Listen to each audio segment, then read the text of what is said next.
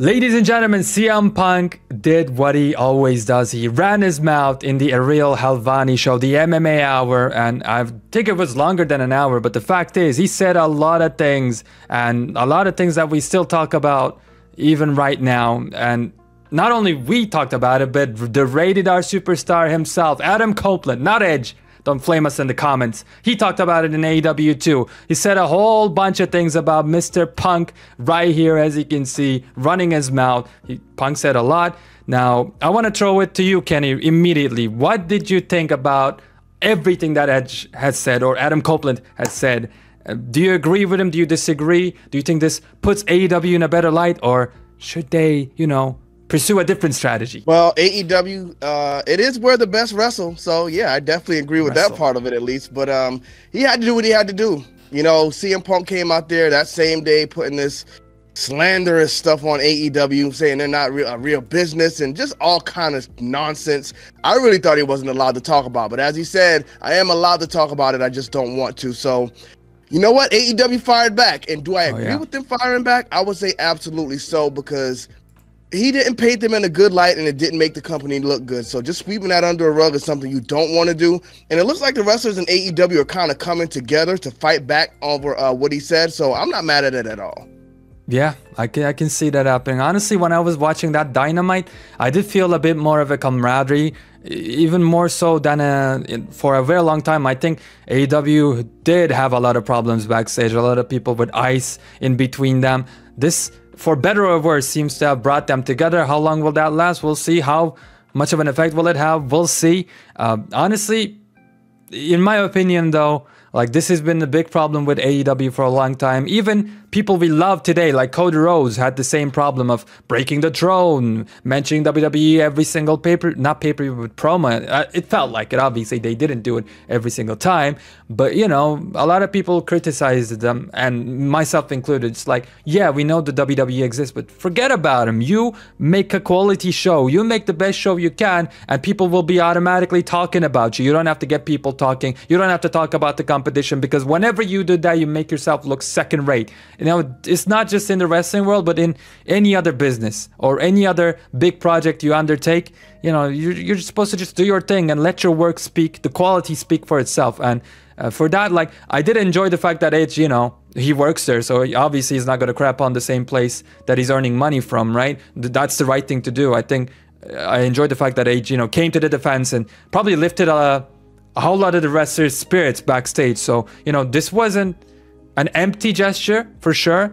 And I am definitely much more okay with it, since this is a wrestler full-time, pretty much, with Edge, Adam Copeland in AEW, he's full-time. So I respect the fact that he went out and did this, but when Tony does this, you know what I mean? That's a whole nother topic, I think. But yeah.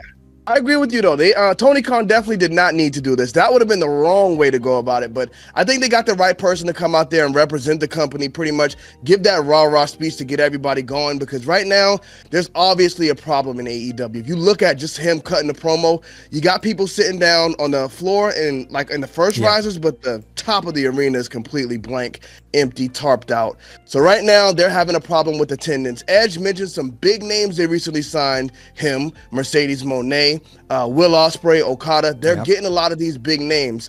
And I mean, WWE right now, it's WrestleMania season, so it seems like a lot of the wrestlers are actually open to talk about AEW right now.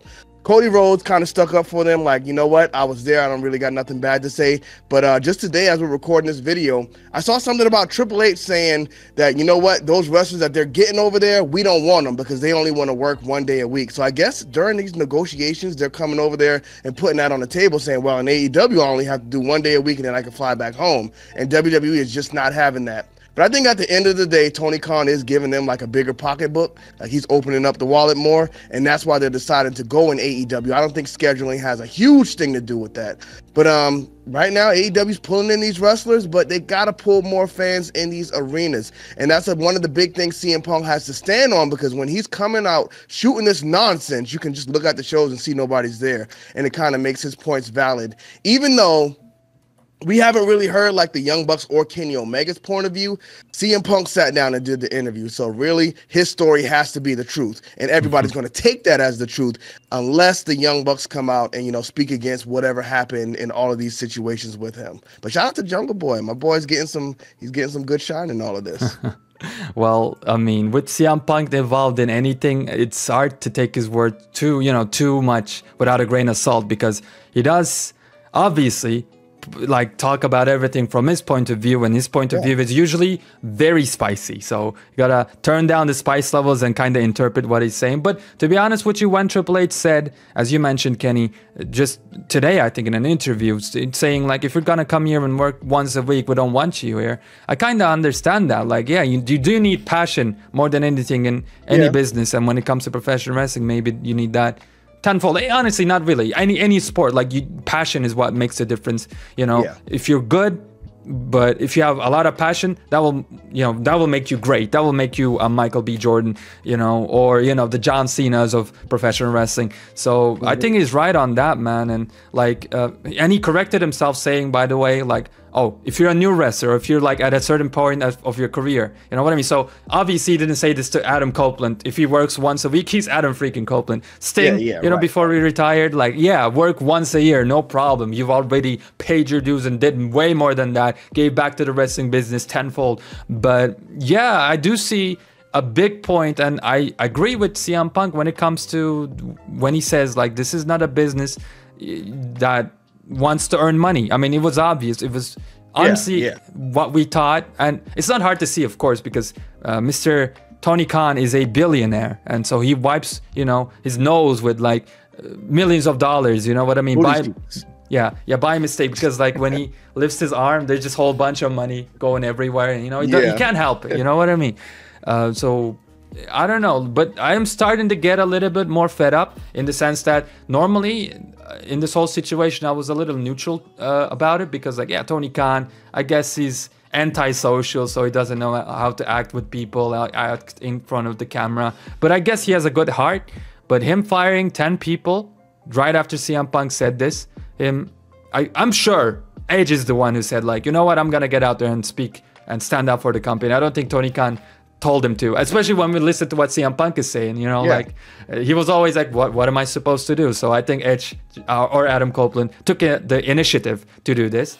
But like it's I don't know, it's looking a little shady. Now he's firing people when he said he would never do it. The health insurance stuff, he's like walking back on everything. The records, when it first started, used to matter. A lot of things were a lot better when it started, right? The title situation, it seemed like he cared, and now each year, I don't know, I'm getting scared, because more and more of the fine details that separated AEW from the WWE, that made it like a great place to work for, even when you were an up-and-coming wrestler, so you can put your name out there and maybe not even think about going to the WWE. Like, that was the thing. That's what I loved about AEW. That's, I think, what they're starting to lose a lot right now. Like, when I look at the young talent, I'm saying go to the WWE right now. Back in the day, I was like, stay in AEW, dude. Like, you can build an empire there.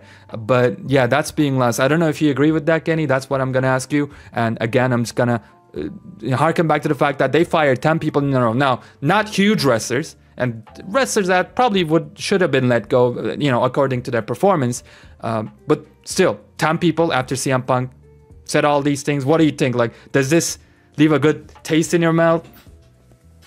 So, I mean, it's very loaded there. So the first thing, I see a lot of people tying that together. Like, CM Punk said this, and Tony Khan came out and fired these people. I don't think it all happened at that same time. I think it was a coincidence. I don't think him firing those folks had anything to do with what CM Punk said, because I don't see you just going in the office saying, okay, we're going to fire these 10 people because he said we're not a real business. I think they were having conversations before that saying, okay, listen, the budget's getting kind of crazy. We're paying Okada all this money. Right. We're paying Ospreay all this money. Now we're paying Mercedes Moné all this money. We got to kind of cut some more people. And I don't think those 10 are going to be the only people cut. Right, I think they started there, and that's because he said he wasn't going to do this before, but now around, growing pains. He's seeing how this business is going to operate. He knows, the budget's just going crazy. And you can't just have these wrestlers who aren't wrestling at all just hanging around on the roster. I mean, what are you doing? You're wasting money. Shawn Michaels just said, I believe today as well, that they have too much talent over there. And that is absolutely true. Because whether you have AEW, Dynamite, Rampage, or Collision, you can't really focus on your big stars because you got wrestlers who you just want to get out in the ring. And that doesn't really benefit the wrestlers or the company or the people watching, because we're just going to walk away because these wrestlers are so inconsistent and you're not really making stars out of anybody. So I'm not mad at him. You know what? I hope these guys land on their feet and find work somewhere else. But he signed too many people just so WWE wouldn't get them, and that wasn't a good move. So now you got to kind of let some of these people go. I'm not going to name any names, but there are some more people he needs to let go. If Malachi Black doesn't want to be there, let him go. You got a lot of wrestlers you can put in his place. Just let him go. It's not going to hurt you at all. Yeah. Now, as far as like the state of AEW, I think that would help them, because Tony Khan just said, I'm going to be very aggressive with signings this year. Like, bro, what are you doing? You have already been very aggressive with signings. Yeah. The only names that come to my mind when he says that is, I don't know if Drew already signed, but then we know Becky Lynch didn't sign. She told Ariel Helwani, and Seth Rollins hasn't signed either. So if he wants to be very aggressive and he's looking at throwing some big money, there you go. Do what you got to do, bro. All right. Well, one last question before we get out of here. You said people getting fired. Do you foresee this happening? This guy getting out of here? Let him go. Let him go. I want to see what a Jungle Boy can do in WWE. All right. And that's just what you just said as well. Like, we wanted the young guys to stay in AEW. Yeah. There's certain wrestlers, I think, that are WWE wrestlers, and they kind of need that WWE seasoning on them. Like, I think Jungle Boy would benefit greatly from some time in NXT to work on his promo ability. Yeah. Because I think in the ring, he's got it down. I mean, well, the AEW style at least, because he kind of goes crazy in there. But I think he's fine there, but his promo needs a lot of work. So if he can go ahead and get that promo experience, even from WWE, and go back to AEW if he wants to. But I think he definitely needs to do that. Just like guys like Sammy Guevara, he needs to do the same thing. Yeah. So I wouldn't be mad if they release Hangman, because I'm sure WWE will pick him up. Of course, that's going to be kind of a conversation between him and CM Punk, but hey, Triple H might put those two in the angle. Why not? Yeah. I mean, there you go. We got WrestleMania on the horizon and Netflix deals with the WWE. That's obviously going to heavily affect the entire wrestling world, including AEW. We're in for some crazy times. We'll see what happens. But yeah, the state of AEW, certainly right now, it's interesting. Hope they get back on the saddle like a cowboy, like a true cowboy, and, ride to the sunset once more in style like they did when they first opened up. But we'll see what happens. Ladies and gentlemen, thank you. Thank you so much for watching. We'll see you in the next one. Like this video, join our Discord down in the description, and kiss that ring.